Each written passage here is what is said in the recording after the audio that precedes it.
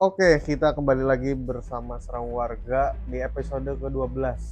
Kali ini kita kedatangan seorang seniman, juga seorang artis, musisi, banyak dan lain sebagainya lah. Kenapa kita ajak podcast ke sini? Karena ya sebelum beliau ini terkenal ya jadi artis papan nama number one. Number one. Maka dari itu kita sebagai pencetak sejarah sebelum dia terkenal. Asik. Ya. Coba Mas ceritakan dulu tentang bagaimana latar belakang, karena kita nanti kayaknya mau berbicara tentang soal prediksi, analisa Oke. masa depan gitu. Oh, woi, Atau bahasa sekarangnya ramalan ya. ramalan serem. Ramalan. Oke. Jadi Latar buat belakang pendidikan, Oke. asal dari mana? Oke. Sebelumnya kalau nama saya Diaji, Dia sih ya. Diaji. Terus sebenarnya saya belum sampai sebion seniman sih. Ini masih trying to be seniman. Masih trying to be, masih mencoba untuk menjadi seperti beliau-beliau lah yang udah di atas sana. Iya. Kalau latar belakang mungkin saya bingung nih Mas kalau ditanya nih, asli orang mana tuh suka bingung karena saya salah satu produk campuran. Nah, kalau aslinya mana Jawa, tuh? Sunda, suku dulu Oh, suku. Jadi kalau ngomong suku sih ayah dari Solo, Solo. Jawa otomatis. Iya, Ibu Sunda, Sunda. Jawa Barat ya. Jawa Barat. Tapi aktif berkembang di daerah Ngapak nih, Banyumas Raya. Di wilayah selatan, utara, Di barat. wilayah utara dan di wilayah selatan. Keduanya. Oke. Iya. Jadi bingung juga nih kalau ditanya aslinya mana. Bingung, dan saya menghabiskan banyak waktu terakhir di Yogyakarta. Di Yogyakarta berapa tahun? Yogyakarta berarti sekarang mungkin sekitar 9 jalan 10 tahun. Wow, 10 tahun. Jadi ya aslinya ya semua tempat lah. Oke. Di mana ada tanah di bawah, langit di atas, itu tempat tinggal saya. Iya, seniman banget. Seniman banget. Oke. Kalau latar belakang pendidikan saya sama sekolah dari SD ada di daerah Jawa Barat, terus SMA saya ke daerah Cilacap, Kota ya. kota, lalu saya kuliah di Yogyakarta di salah satu perguruan seni gitu aja. Apa? Isi. Adalah. Oke, lanjut. Terus ada lagi nggak? Kan biasanya seniman punya nama kayak nama nickname gitu. Oh iya. Nickname saya tuh Sobi Snapnya itu penyihir matahari. Penyihir matahari. Penyihir matahari. Kenapa bisa ngambil penyihir matahari? Kenapa bisa jadi penyihir matahari? Oke. Jadi awalnya belum ada nih nama penyihir matahari. Jadi dulunya saya nama Sobi Snapnya itu Ajinomontok. Ini fun fact buat temen-temen. Dan ngomongnya bukan Ajinomontok, tapi Ajinomon gitu. Iya, saya Ajinomon gitu. Lalu sekitar tahun 2020 ada berbagai hal lah. Akhirnya sampai beberapa kejadian itu menciptakanlah ini sosok baru, bukan sebagai sosok baru sebenarnya, sosok lama yang tidak pernah muncul untuk saya munculkan kembali. Terus saya tertarik dengan bulan dan dengan matahari. Jadi nama asli saya sebenarnya ada nama bulannya tuh di belakang. Diaji Purnama. Oh, oke. Nah, Purnama. tapi saya merasa bahwa energi terkuat dari bulan itu dari matahari. Karena bulan cuma memantulkan. Iya, akhirnya oke, saya memilih nama matahari. Lalu kenapa penyihir? Karena aku pikir itu win-win lah. Daripada saya memilih antara dukun, peramal, atau banyak hal yang mungkin bingung nih. Oke lah, ada akumulasi dari semua itu dan mungkin ini lebih aman. Akhirnya saya memilih kata penyihir. Akhirnya penyihir matahari. Tahun berapa? 2000. Itu awal pas banget tahun baru 2020. 2020 ya? Ya, awal banget. Oke. Penyihir matahari. Berarti kalau saya ngambil dari kata penyihir, otomatis biasanya juga seniman kan lebih ke belajar tentang itu juga nggak? Kayak ramalan, sio, bazik, dan lain sebagainya, saya nggak ngerti. Belajar itu juga nggak? Kalau secara pendidikan akademis, otomatis mempelajari di bidang seni aja. Maksudnya mungkin Kita belajar dari sejarah seni rupa, sejarah seni pertunjukan, atau kuratorial, manajerial, semacam itulah. Cuman selama proses pembelajaran tersebut, pasti kan banyak nih kejadian atau proses yang saya alami di luar kampus. Nah di situ tuh mulai tuh banyak ketemu tentang, wow ternyata manusia itu tidak terbatas oleh beberapa batasannya. Ternyata banyak nih hal-hal yang akhirnya membangun dan membentuk saya saat ini gitu. Kalau ngomong belajar soal ramalan atau tidak, otomatis tidak. Tapi apakah selama kuliah banyak referensi atau alternatif? Yang baca juga. Akhirnya banyak media untuk saya belajar gitu. Tapi udah kelihatan kok dari tampilannya dia sebagai penyihir kan. Mulai dari apa itu namanya? Ini bulu merak. Bulu merak, iya. Asli ya. Ini juga cukup lucu nih. Saya kan vegan sebenarnya. Vegan tuh nggak boleh nih mengkonsumsi dari hewan. Iya. Salah satunya bulu. Iya. Jadi bulu ini ada ceritanya. Jadi pada saat itu saya lagi ke daerah Jawa Barat. Terus saya lagi nonton pertunjukan Riok Ponorogo. Ada tuh bulu yang jatuh. Terus saya ngambil, saya panggil masnya, Mas, ini ada bulunya yang jatuh. Terus masnya bilang, oh buat masnya aja. Saya titip ya, tolong dipakai. Atau saya pikir itu, wah ini pesan. Akhirnya saya pakailah atribut ini. Pesan ya? Sebagai, pesan-pesan, oke. Berarti ya karena ngambil penyihir lagi, saya balik lagi ke penyihir. Oke. Berarti lebih tertarik juga ya ke dunia ramalan gitu, kayak prediksi masa depan. Pernah nggak awalnya gimana sih nyemplung, bukan nyemplung apa sih, masuk ke dunia itu? Dunia ramalan atau prediksi dan lain sebagainya. Sebenarnya kalau yang saya geluti itu mungkin lebih tepatnya bukan ramalan, tapi prediksi. Kenapa? Prediksi. Karena manifestasi dari ilmu pengetahuan ya adalah prediksi tersebut. Tujuannya bukan untuk mencapai keberhasilan, tapi untuk mengurangi kegagalan. Kalau awal mula saya nyemplung nih, jadi sebenarnya banyak latar belakangnya orang menjadi penyihir dalam tanda kutip. Ada yang dari lahir, ada yang dikasih gift lah bahasanya, atau ada yang dipelajari. Nah, saya masih bingung nih, saya yang mana? Apakah saya yang dikasih gift atau dari kecil atau yang saya pelajari? Cuman ini sempat saya tidurkan, bahkan hampir saya bunuh. Maksudnya ketertarikan saya dengan dunia-dunia semacam ini. Lalu saya pikir, ini mah dogma, tidak penting, dan kayaknya ini mah akal-akalan orang tua dulu aja. Terus itu tadi setelah banyak kejadian di tahun 2020, saya mendapatkan beberapa kejadian yang akhirnya saya jatuh. Turn back point-nya itu saya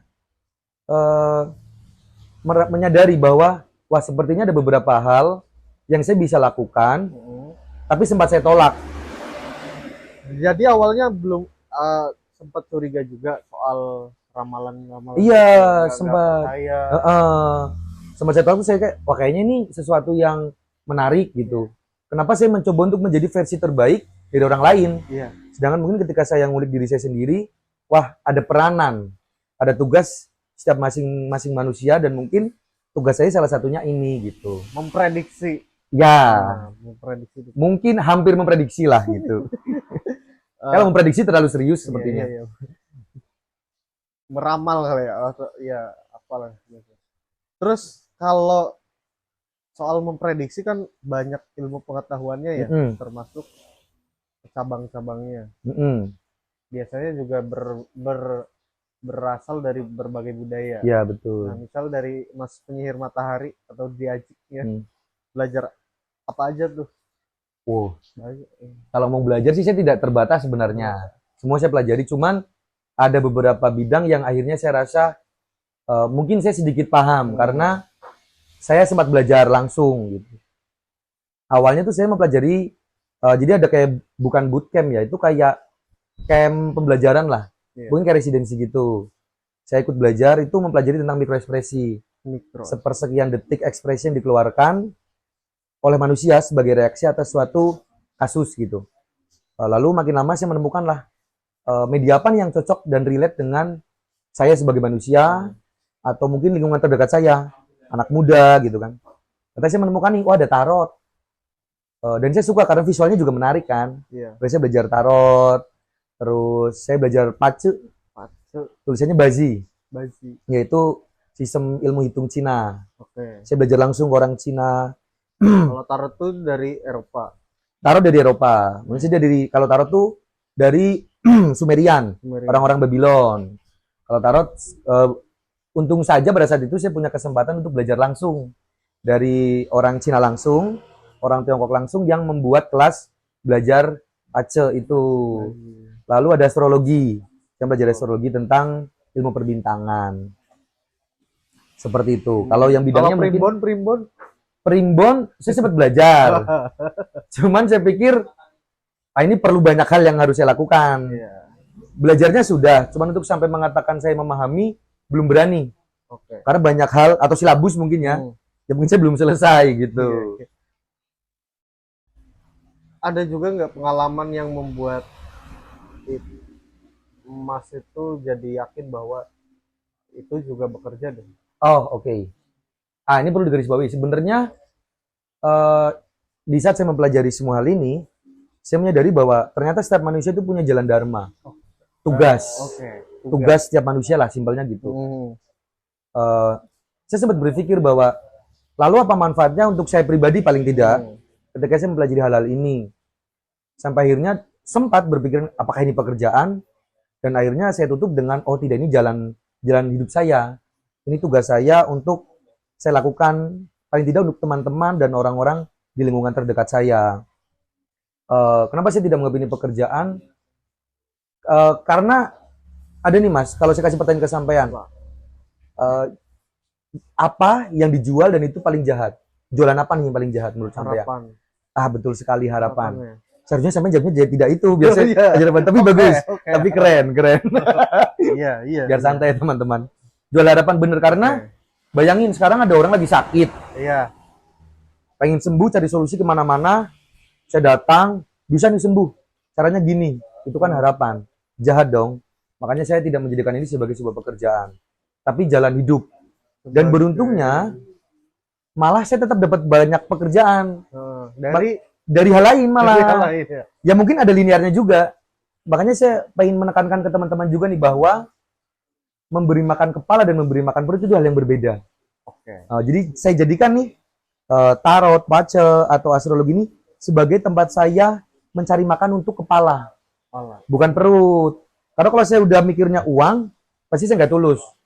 Pasti saya mikirnya gimana caranya orang ini senang nih ke saya. Tapi banyak kok alternatif semacam mereka mau kasih, aku mau kasih ini Mas, uang ganti energi. Mas kan udah jauh-jauh ke sini beli kopi, beli bensin, apa saya mau ganti. Saya terserah ke mereka aja, kasih silakan, enggak ya udah gitu. Kalau beruntungnya ketika saya mencari pekerjaan, mencari uang, ada aja jalannya. Karena dari itu tadi ya. Iya. Mungkin saya mengaplikasikan project. Iya. Dapat project nih. Dapat project. Boleh nih, kan bisa juga tuh ya kayak, Mas saya nggak mau bayar tarotnya nih, tapi saya mau kasih project. Boleh tuh. Kalau ini ya, kita coba ke masa sekarang modern kali ya. Saya tadi baca soal ini ya, responden tentang anak muda itu lebih banyak 60% itu lebih percaya ramalan. Karena juga kita dalam keadaan yang uncertainty ya. Iya. Ketidakpastian. Dan itu lebih kayak baji, tarot tadi dan lain sebagainya. Apalagi sekarang di tren TikTok kan lebih di media sosial ya, bukan media sosial semua lebih ke rasi bintang nggak sih, kayak Gemini gitu-gitu, kayak seolah-olah itu cukup menghibur deh. Nah, kenapa maksudnya manusia modern itu lebih percaya itu? Sebentar Mas, saya buka ChatGPT dulu ya. Cara sekarang gitu tuh. Banyak yang sedih dikit ChatGPT. Saya tidak menolak itu, saya tidak menolak. Tapi kalau pertanyaannya kenapa banyak anak muda yang lebih percaya terhadap ramalan, kita nggak bisa menyalahkan juga anak muda. Tapi saya bisa berasumsi. Saya bisa berasumsi bahwa mungkin ketika manusia tidak mendapatkan jawaban atas sesuatu yang bisa dinalar, mereka mencari alternatif lain. Misalnya dia punya sakit, ke rumah sakit, nggak dapat jawabannya apa, nggak sembuh-sembuh. Dia datang ke rumah sakit ini nggak ketemu penyakitnya juga, nggak sembuh-sembuh. Akhirnya penyihir dalam tanda kutip menjadi alternatif untuk mereka mendapatkan paling tidak pereda rasa sakit. Paling tidak ketika memikirkan, wah ini gara-gara kamu suka menggunjing. Paling tidak mereka punya alternatif. Ada kambing hitam. Iya, ada tempat untuk mengkambing hitamkan itu. Lalu ini juga mungkin sama dengan situasi yang terjadi saat ini, fase di mana manusia mengalami retrograde dan mungkin manusia sedang tidak mendapatkan arah yang jelas. That's why malah anak-anak muda sekarang lebih suka sesuatu yang klasik. Mereka ngulik tuh kayak, karena mereka pikir orang-orang dalam tanda kutip generasi baby boomer atau milenial sibuk mengejar perkembangan, ilmu pengetahuan, inovasi, sampai mereka pun mulai menyadari bahwa sepertinya ini bullshit, sepertinya ini tidak benar-benar dipergunakan untuk selayaknya. Mulai kerasa efek samping. Mulai kerasa, makanya anak muda yang dibangun dan dibentuk oleh kemodernan tersebut malah mencari sesuatu yang klasik. Iya. Karena pasti latar belakang orang-orang senior ini menciptakan berbagai hal ini pasti juga karena traumatik di masa lalu. Makanya, oh iya, ya, woi, saya hai dulu dong mas. Kopi apa nih? Woi, terima kasih banyak. Kita ini numpang di Sumitra. Teman-teman harus datang juga nih ke Sumitra. Lokasinya di mana? Jalan Melebung, Wanarja, Tarisi, Cilacap ya. Cilacap mana? Itu jadi kenapa banyak anak muda yang datang ke dan percaya terhadap ramalan? Ya karena mereka sadar bahwa kebutuhan mereka itu adalah korek, bukan? Dan mereka adalah alternatif untuk meredakan rasa sakit mereka. Jadi nggak bisa disalahkan juga. Jadi mereka pun sebenarnya menolak itu. Mereka tuh menolak tentang tarot ramalan itu juga nggak benar lah. Kenapa sih kita percaya dengan sesuatu yang tidak baik? Nah itu gimana cara mensikapi? Misal ada yang minta di ini ya, ramal. Cuma dia kayak over defensif gitu, kayak menolak. Dia caraku yang bener deh, bukan ini. Iya. Nah itu sebenarnya perlu diketahui bahwa semua bidang yang tadi saya bilang tadi, basicnya itu masing-masing. Tapi yang paling besar dan melingkupi mereka itu adalah psikologi. Jadi kalau teman-teman nanti ketemu dengan, maaf nih ya, saya tidak bermaksud menyinggung rekan-rekan saya yang lain. Tapi kalau ketemu dengan peramal, apa yang langsung dia kasih, vonis, perlu dipertanyakan. Karena latar belakang mereka apa untuk memvonis hal tersebut gitu. Kalau untuk antisipasi teman-teman yang self defense, aku pikir balik lagi kita nggak perlu melawan mereka, karena itu hak mereka juga untuk percaya atau tidak. Tapi simpelnya kalau saya bahasakan adalah hidupku udah kacau balau nih. Kadang yang bikin menarik tuh bukan kehidupan yang sukses, tapi gimmick-gimmick yang lucu nih. Gitu. Ini bisa jadikan alternatif buat gimmick nih. Misalnya, sampean nih, jangan sampean. Bisa ada anak nih ya, dia merasa hidupnya tidak baik. Tapi namanya misalnya Fajar Baskara. Dia tanya ke orang tuanya tuh, tanya ke orang pinter dalam tanda kutip. Artinya apa bang? Artinya adalah matahari, awal, arunika, saya yang melewati sela-sela bukit, sela-sela pohon untuk memberikan penerangan. Wah, dia kan pasti naik tuh. Jadi yang tadinya, maaf dalam tanda kutip itu permisinya, mungkin dia merasa hidupnya tidak baik, sial, ekonomi nggak baik. Dia jadi punya semangat hidup tuh. Tidak, saya adalah seorang matahari, cahaya. Sama seperti matahari, tidak dianggap, tapi saya yang paling berpengaruh. Nah, itu lagi gimmick-gimmick sebenarnya bikin menarik dan menaikkan tuh adrenalin untuk tetap hidup. Tujuannya kan itu. Nyari punchline. Iya, dari punchline aja nih. Premisnya udah nih, kalau nggak menarik nggak apa-apa. Yang penting punchline, callback terus gitu. Itu sih. Terus misal nih, kalau bukan misal ya, pernah nggak menghadapi kalau misal saya kepada Mas penyihir matahari tuh menanyakan prediksi tahun kemudian, tahun yang akan datang, ada hal-hal yang kurang baik, bagusnya tuh saya sebagai pasien tuh pasrah atau gimana nyikapinya. Oh, oke. Mungkin saya ceritain dulu nih sejarahnya tiap bidang yang tadi. Mungkin lebih spesifiknya Bazi. Oh, oke, Bazi. Oke, jadi sebenarnya pas banget kalau ngomongnya pace tadi. Bacanya pace. Saya nggak tahu juga nih. Yang bener nih pace atau pace atau apa, saya juga belum paham nih. Nah, di pace ini memang terkhusus untuk melihat prediksi berdasarkan siklus. Karena balik lagi kalau tarot itu kan basicnya itu dia visual. Iya. Pertama itu di Italia sebenarnya. Iya. Dan sebagai permainan biasa. Baru mulai abad ke-18 tuh dijadikan sebagai media untuk meramal. Dan sebenarnya tarot itu digunakan bukan untuk meramal Mas sebenarnya. Tapi dia untuk mengakumulasi dari permasalahan yang kacau balau untuk jadi satu kalimat yang inti. Misalnya, aku stres nih, alah apa nih. Datang ke tempat tarot, minta reading. Kak, aku mau buka deck. Des dibacain. Masalahmu sebenarnya cuma ini doang kok. Nah, tarot fungsi itu ke situ tuh lebihnya tuh. Kalau buat meramal mungkin bisa, tapi probabilitasnya lebih kecil. Atau astrologi, itu bisa juga tuh buat meramal sama kayak pace. Iya. Nah itu banyak teman-temannya tuh cuma sun doang tuh. Misalnya apa, bintangmu apa? Aku lahir bulan Oktober.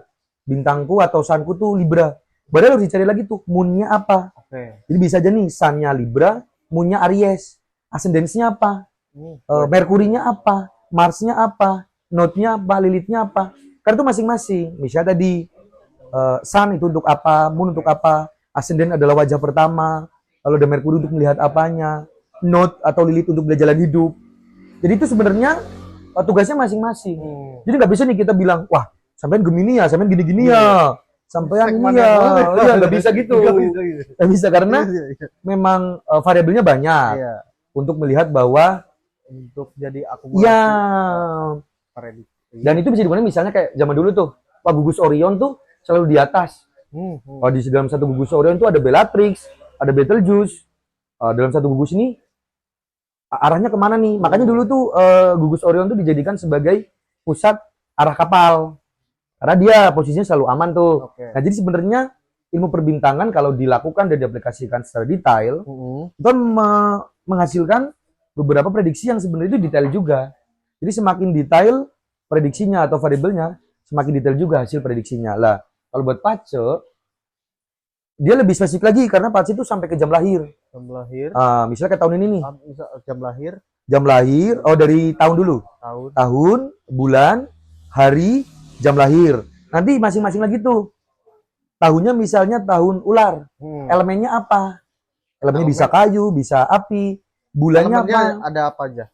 Elemennya ada tanah, kayu, air, dan api. Oh, 4 deh. Metal belum tadi ya? Metal. Sorry. Ya. Saya ulang ya. Air, api, kayu, metal, tanah. 5, sorry. Itu untuk elemennya. Kalau itu ada 12. Gitu. 12 ya. Silakan cari sendiri. ChatGPT ada. Ada ChatGPT. Itu. Teknologi bisa menghasilkan prediksi, tapi tidak menggunakan moral atau etika. Misalnya, atau bukan di ChatGPT. Tolong bacakan prediksi pace saya tahun ini saya bakal apa. Bisa aja tuh ChatGPT bilang, tahun ini kok bisa rugi.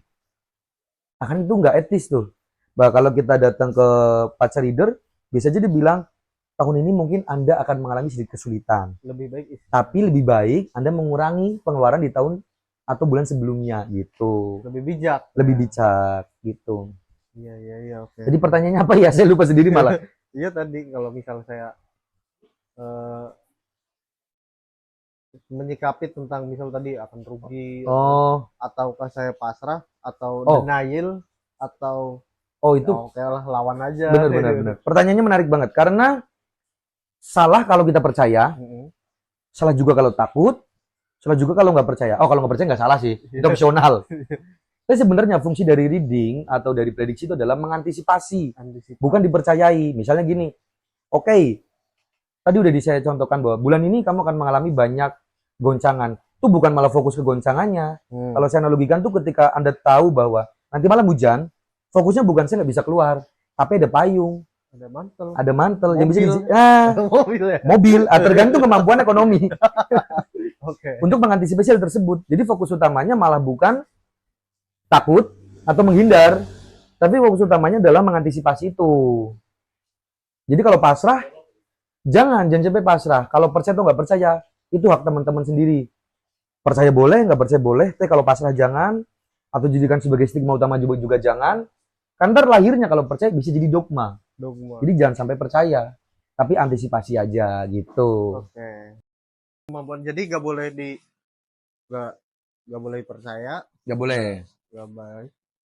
Dihindari juga karena itu kayak takdir juga ya. Iya, ya opsional sebenarnya sih. Kita nggak tahu. Tapi nggak bisa juga kan? Nggak bisa memprediksi masa depan ya. Iya, yang penting jangan percaya. Keywordnya itu. Lebih ke dijadikan referensi. Hati-hati ya. Iya, referensi kecurigaan. Karena kalau minimal resiko lah ya. Iya, balik lagi. Banyak yang salah kaprah tentang mereka menemui penyihir atau membuat plan, dukun untuk bikin plan kan. Bagus tuh bikin plan. Tapi fokus utama plan itu bukan untuk mencapai kesuksesan, tapi meminimalisir kegagalan. Jadi pasti fokus utamanya adalah gagal. Tapi kita mengurangi kegagalan tersebut.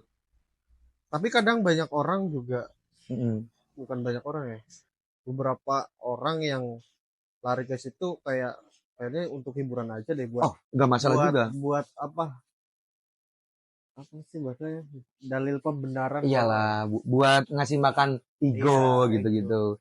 Nggak masalah banget. Nggak masalah. Yang penting pilih-pilih siapa readernya. Oke. Nah, dari reader sendiri, misal Mas penyihir matahari nih, ada nggak sih? Ini manusia harusnya nggak ada yang pantas dibaca atau tidak dibaca. Untuk keresahan seorang penyihir, terima kasih banyak. Karena gini, banyak orang yang datang tuh bukan untuk mencari penyelesaian, tapi validasi atas kesalahan dia. Jadi soalnya ini saya dipaksa tuh jadi flying monkey untuk seorang NPD yang sedang mencari validasi tuh. Misalnya datang-datang tuh langsung, Mas, tapi dia nggak tahu kan kalau saya selingkuh. Udah tahu dia salah. Dia malah nyari tahu bahwa pacarnya tahu nggak nih kalau dia selingkuh atau nggak, kan salah tuh. Saya kadang malah merasa bahwa wah ini salah kalau sampean minta di reading hanya untuk mencari pembenaran. Udah tahu salah, malah masih nyari solusi biar kesalahannya nggak ketahuan. Nah, itu tuh klasifikasi orang yang tidak seharusnya di reading tuh. Malah seharusnya kau sadar diri nih. Iya. Terus yang ya tipikal ini kayaknya nggak usah dibaca, ini nggak usah dibaca lah. Sesuai apa sih, kapasitas kah atau seberapa besar masalah kah? Oh enggak ada, itu mungkin emosional kalau parameternya. Karena bisa jadi misalnya saya gini. Saya pas lagi macet, ini orang segmentasinya uang terus. Terus saya tahu nih orang ini nih bekerja di pemerintahan. Wah, ini pelaku nih. Kadang emosionalnya muncul nih. Tidak mesti semua orang pemerintahan itu salah atau jahat, tidak mesti. Tapi kebetulan nih orang yang jahat. Karena itu emosionalnya kebuka tuh kayak, untuk apa saya membantu dia mencapai proyek yang sukses? Bukan saya menggagalkan ya, tapi untuk bukan saya menggagalkan dia, tapi untuk apa saya membantu dia mencapai proyeknya sampai sukses? Tapi tujuannya untuk mencelakai banyak orang. Bisa ditanya, kapan nih Mas saya ngambil proyek ini? Bulan apa yang paling bagus? Bisa aja dia korupsi nih dalam dia bikin jalan. Kalau ntar di jalannya nggak proper, maaf ada kecelakaan di situ, banyak menimbulkan korban. Kan itu sama saja saya membantu seorang penjahat dalam melancarkan kejahatannya. Itu emosional sih. Balik lagi saya tidak mengklaim bahwa semua orang itu jahat. Tapi sometimes ada oknum-oknum yang punya motif untuk menghalalkan segala cara agar dirinya bisa sukses. Itu salah satunya datang ke reader hanya untuk gimana caranya nih proyek saya lancar gitu. Berarti kalau dalam prediksi itu, entah itu pakai pace, pakai tarot, pakai primbon bahkan itu lebih penting, yang paling penting prediksi itu sendiri atau reaksi manusianya? Ini juga pertanyaan menarik. Wah sih, semuanya menarik ya. Menarik. Sampai ChatGPT ya. Menarik. Kan alat bantu. Jadi sebenarnya kalau misalnya tanya yang penting tuh prediksinya atau reaksinya, saya akan sepakat bahwa itu reaksinya. Karena apa? Takdir itu bentuknya reaksi. Bukan semata-mata. Sorry. Saya ulang.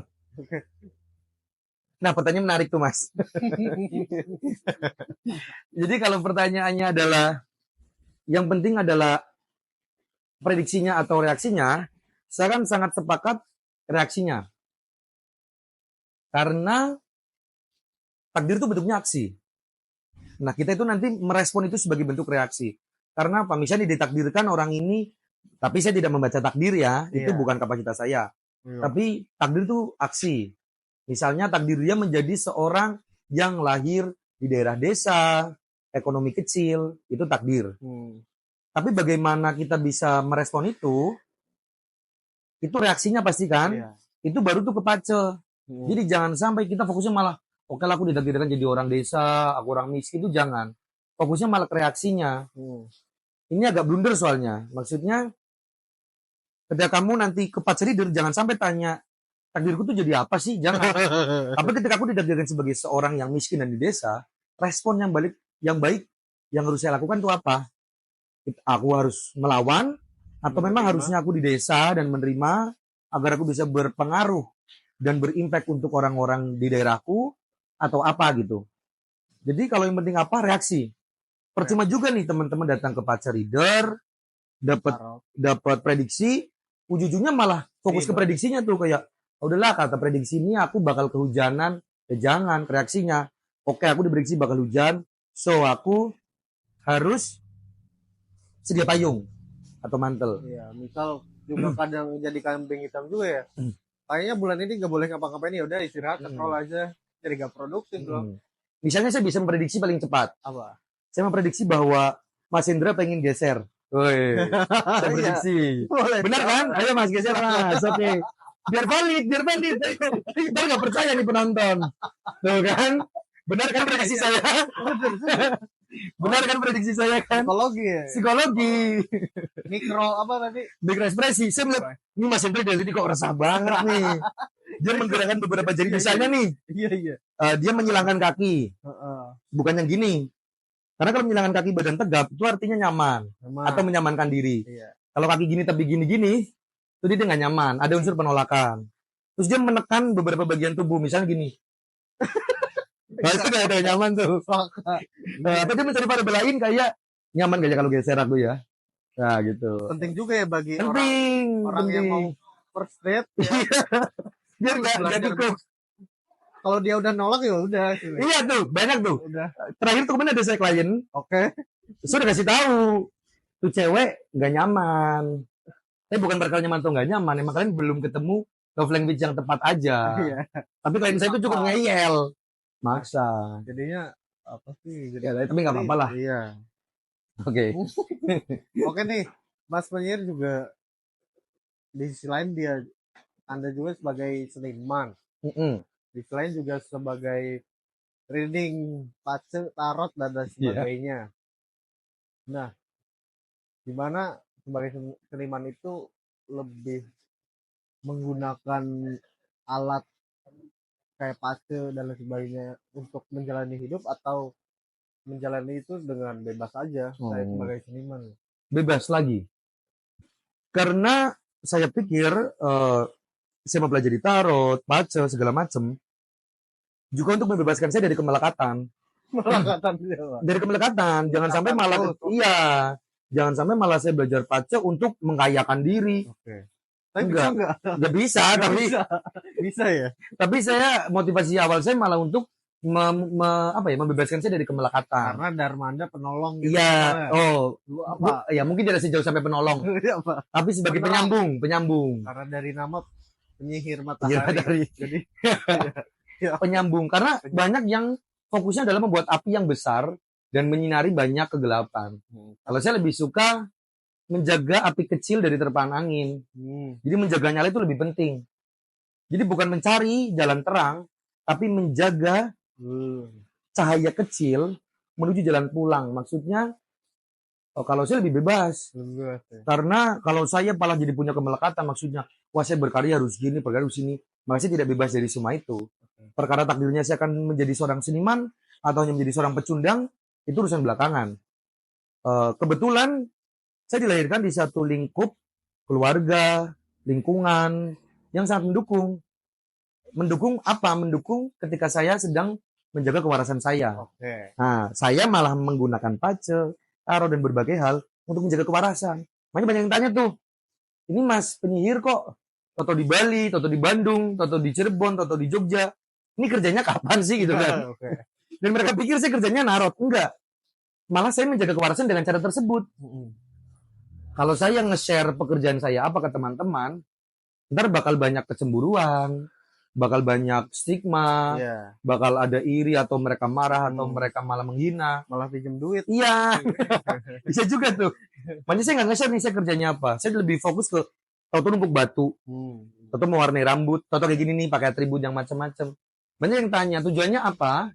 Saya jawab, tujuannya adalah satu. Paling tidak saya benar-benar hidup ketika teman-teman sedang sibuk pura-pura mati. Nah itu di artikel kedua saya tuh. Oke. Kemarin saya bisa ngerilis itu tuh. Saya ngerilis zin, saya ngerilis t-shirt, saya ngerilis tulisan soal banyak orang yang membuat akal-akalan seolah-olah tuh Tuhan tuh bisa dikong-kali-kong. Jadi saya banyak tanya ke orang-orang yang punya motif.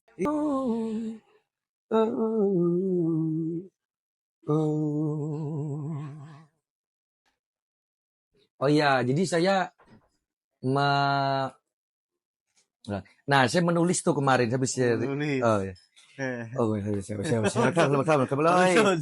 Oke, jadi itu karena tentang banyaknya orang yang merasa bahwa ternyata Tuhan tuh kayak seolah-olah bisa diajak kong-kali-kong tentang nasib mereka sendiri. Itu yang baru saya rilis tuh kemarin soal paling tidak aku benar-benar hidup ketika kalian sedang pura-pura mati. Maksudnya adalah kalau saya pribadi lebih suka merawat kewarasan saya tuh.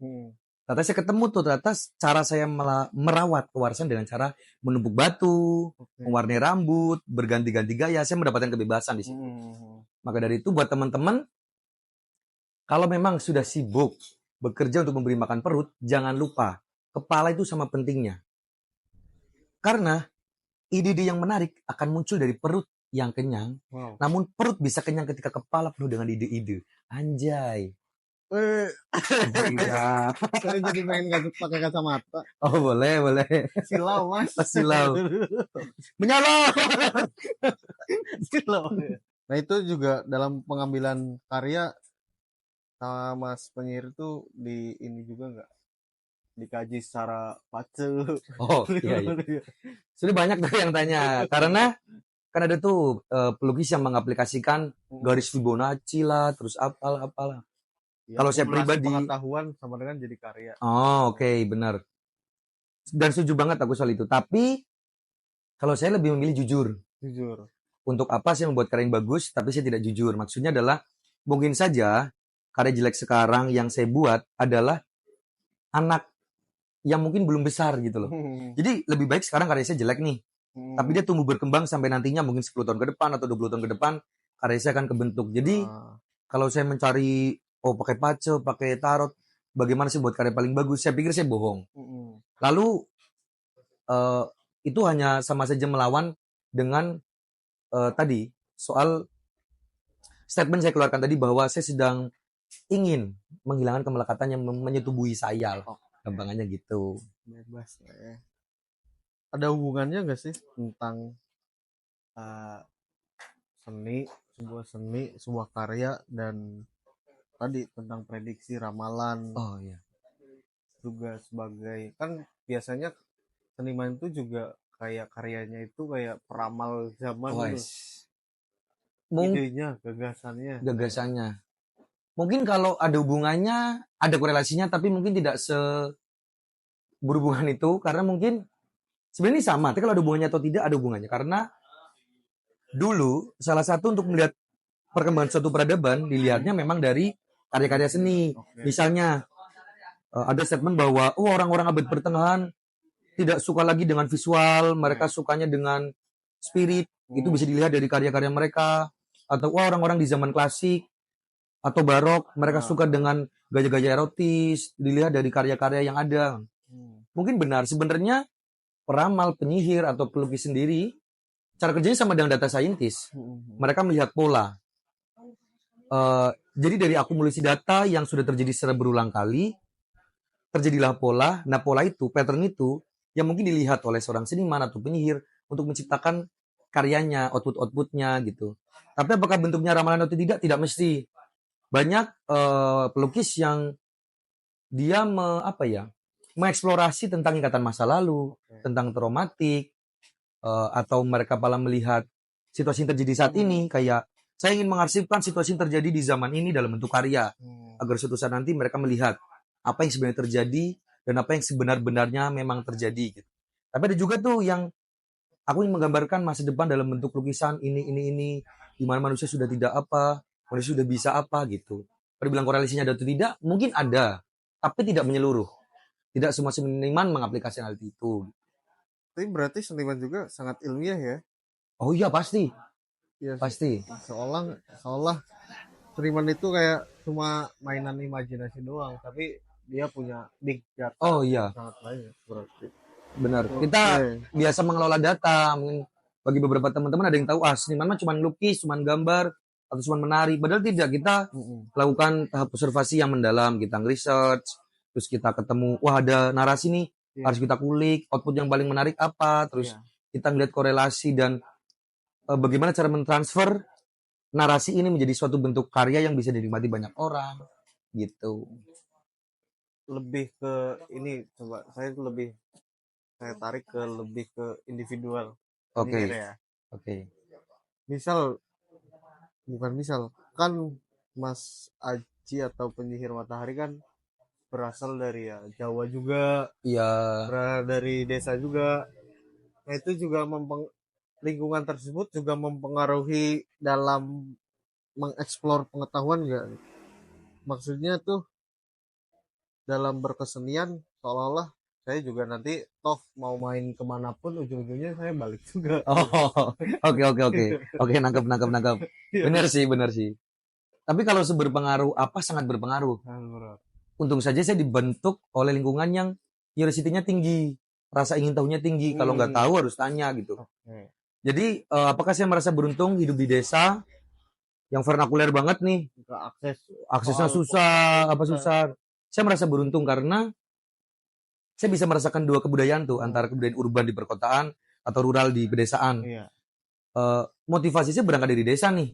Ketika saya tidak bisa mengakses banyak hal, data lah, terus ilmu pengetahuan, informasi, itu jadi motivasi saya untuk, wah belibet nih bibir saya nih. Itu menjadi motivasi saya untuk saya akhirnya ke kota, mencari data, mencari ilmu, mencari apa, yang akhirnya saya aplikasikan di desa. Maka dari itu sebenarnya saya suka bingung dengan teman-teman, ini opsional, ini pilihan. Saya tidak masalah dengan itu, tapi suka bingung dengan banyak teman-teman yang keluar kota, belajar, pulang main mengaplikasikan. Misalnya nih, dia ke kota, dia bisa liburan kemana, pulang ke desa, tahu-tahu, wah ini dibikin villa bagus nih. Tapi nggak lihat tuh after effect-nya gimana. Apakah lingkungan ikut tercemar atau gimana. Atau ke kota nih, dia belajar kedokteran, pinter. Oh, ilmu soal, medisnya kuat. Tapi ketika tetangganya kena flu, dia tidak bisa ngedukasi tuh kayak, Bu, pas flu tolong jangan ini ya. Saya pikir itu lebih penting. Lebih baik lah kalau kita bisa mengaplikasikan paling tidak 0,1% dari ilmu yang kita telah pelajari di kota untuk kita bawa ke desa, kita aplikasikan dan sebaliknya. Siapa tahu teman-teman di kota juga tidak paham tuh. Soal ternyata di desa tuh banyak kebudayaan yang harus diikuti. Norma, tapi sama kuatnya gitu. Lebih enak di desa apa di kota? Wah. Saya merasa keduanya punya plus minus. Karena kebiasaan saya kesana kemari, saya pikir keduanya. Karena di desa saya mendapatkan ketenangan. Kalau di kota itu waktu adalah uang, pergerakan adalah waktu. Di desa waktu adalah jangkrik, suara kodok, tetangga yang gosip, terus ngasih makanan ke tetangga. Jadi kadang saya memotivasi diri sendiri agar adrenalin hidup lebih kuat lagi tuh ke kota. Karena di sana ketemu banyak orang yang punya banyak masalah. Riuh, pikuk, semangat kerjanya tinggi. Di desa enggak tuh kan? Baru ke desa mendapatkan ketenangan, hidup yang cukup, yang udahlah, segini cukup. Cukup beneran. Gitu. Oke. Nah, ini pesan untuk ini ya. Kalau boleh ngasih tahu satu pesan aja atau berapa kalimat lah boleh lah. Untuk orang-orang yang selalu ingin mencari tahu tentang nasibnya. Oh. Dalam itu, Mas. Dalam itu. Dalam ya. Jadi kalau teman-teman mencari nasib itu bukan dicari, dan bukan diciptakan, benar banget, tapi tidak juga diciptakan. Nasib itu akumulasi atas proses. Jadi bisa aja nih diciptakan nantinya setelah melalui banyak proses, melalui banyak pencarian, atau bisa tanpa dicari langsung diciptakan. Tapi itu proses. Jadi saya pikir nasibnya di mana, takdirnya di mana, itu sebenarnya itu akumulasi. Jadi jangan fokus ke nasibnya, fokus ke apa yang bisa dilakukan. Jadi gini, mindset pertama ketika saya menjadi vegan adalah bukan memikirkan apa yang tidak bisa saya makan ketika saya jadi vegan, tapi apa yang masih bisa saya makan ketika saya jadi vegan gitu. Jadi bukan fokus, wah nggak bisa makan ayam, nggak bisa makan babi, nggak bisa makan sapi. Tapi fokus, wah masih ada sayur yang banyak, jamur yang banyak. Tapi itu opsional. Saya tidak bilang juga bahwa vegan adalah kehidupan yang paling bagus, enggak juga. Itu tergantung tubuh juga. Ada orang yang diciptakan setengah sapi seperti saya, yang memang harus memakan banyak tumbuhan. Akhirnya efek sampingnya itu juga ya? Apa penyakitnya? Kalau banyak mungkin ada teman saya yang dia vegan kena rematik, kena asam urat, karena terlalu banyak zat purin. Banyak. Jadi teman saya ada gitu. Makanya kalau saya pikir lebih baik ke ahli gizi dulu, periksa. Oh, kok malah ke situ ya? Iya. Oh, enggak maksudnya. Tadi kan pernah ada ini ya. Oh iya. Efeknya banyak soalnya kalau jadi vegan tapi nggak ahli gizi tuh asal aja nih.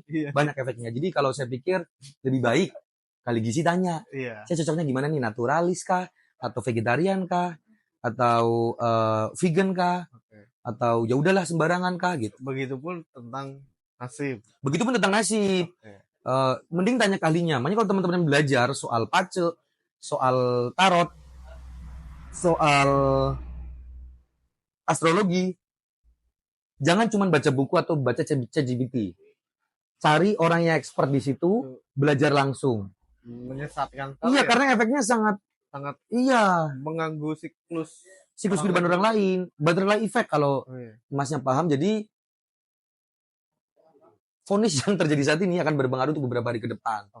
Bisa sampai nih, harusnya sampean makan seblak, sampean kepedesan, sampean sakit. Tapi saya ngasih tahu, Mas, mending jangan makan seblak.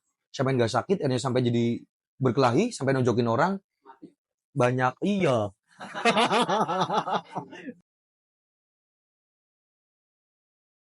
Oke, terakhir nih, pertanyaan terakhir. Kalau negara bisa dipace nggak? Diramal gitu? Bisa. Tapi saya tidak berani. Biar itu menjadi kejutan. Nanti kalau banyak yang nonton ini, bahaya. Kan, iya. Oke. Kalau Gibran? Waduh. Gibran orang sini kan. Lebih nggak berani. Mungkin lebih ke ramalan tahun 2025. Oke. Tahun ini nih, tahun 2025 ya. Tahun 2025 di Asia Tenggara ini. Nggak usah detail aja. Clue-nya aja. Jadi sekarang sedang di fase-fase banyak tipu muslihat. Yang benar tidak lagi kelihatan benar. Referensi kebenaran tidak lagi absolut. Lalu kekuatan besar dari komunal tidak begitu kuat. Tapi kesadaran sudah mulai meningkat. Di akhir tahun akan mulai meningkat. Waktu paling baik untuk berdagang. Perang dagang akan dimulai. Sudah dimulai tepatnya. Cuman akan lebih. Tapi itu undercover, tidak kelihatan. Lalu kuncinya ini ada keyword paling bagus untuk tahun ini adalah yang keras akan lentur, yang lembut akan bertahan. Fokus menjaga lilin yang kecil daripada mencari cahaya yang lebih cerah. Gitu. Itu keyword untuk tahun ini. Tuh. Kalau mau lebih detail lagi silahkan. Waduh, jangan. Itu juga dong, dari tadi itu banyak kendala soal kamera. Itu kenapa bisa merasakan? Jadi kalau mungkin nanti ada yang lebih expert yang bisa menjelaskan ini ya. Tapi tadi kenapa banyak kendala di kamera, atau mati, atau ada apa. Itu karena mungkin ini vibrasi. Iya, jadi sebenarnya salah satunya manusia itu berkomunikasi menggunakan 4 frekuensi. Ada alfa, beta, theta, gamma. Beta tuh kayak gini nih, beta ngobrol. Alfa itu kelihatan, bisa diakses. Kalau alfa itu sedikit melamun, sedikit sadar, berimajinasi gitu. Kurang lebihnya gitu. Kalau theta itu mungkin kayak bermimpi. Alam bawah Lebih sadar. dalam lagi, iya. Kalau gamma itu hal-hal yang tiba-tiba keluar dan sifatnya kayak jenius gitu loh, kayak wah, kenapa nggak gini aja ya? Nah, itu gamma tuh. Nah, vibrasi dari frekuensi-frekuensi tersebut dari sini sedang kuat-kuatnya nih. Nggak imbang ya. Nggak imbang, tapi nggak masalah. Karena itu kan juga gelombang kejut listrik di otak ya. Di neurologi itu ada. Yang kadang tuh bisa sampai ngakses batasan-batasan normal. Maksudnya telekinesis itu kan bagaimana kita bisa menggerakkan benda. Itu dari yang tadi di pikiran bisa beneran gerakin. Itu ada, kan ada telepati, telekinesis, televitasi. Nah, mungkin nanti ada yang lebih expert untuk menjelaskan hal-hal ini gitu. Yoga gitu, meditasi. Meditasi beda lagi. Beda lagi. Itu lebih ke gitu. Beda. Oke, mungkin selanjutnya kita akan bikin radio ramal. Oke, radio ramal. Boleh. Next ya. Iya, Kita biar bikin ya. ramalannya gratis aja. Oh, boleh. Dibayar Itu dengan proyek. iya, oke. Dibayar dengan project. Oke, Itu boleh. mungkin sekilas tentang penyihir matahari Penyihir dan matahari. sihirnya. Terima Aku kasih. sihir kalian. Dadah. Dadah. Akhirnya Akhirnya makan mie Sumitra.